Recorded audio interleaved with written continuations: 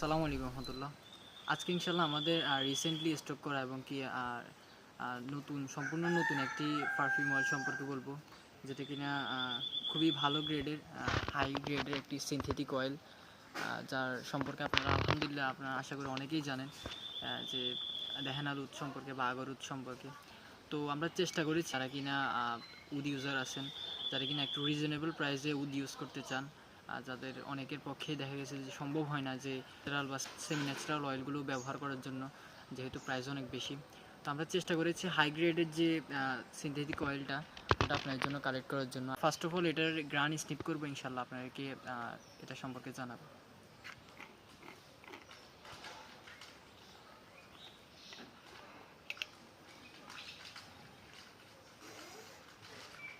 তো এটার স্মেল সম্পর্কে যদি বলি, এটার সম্পূর্ণ উডের একটা স্মেল।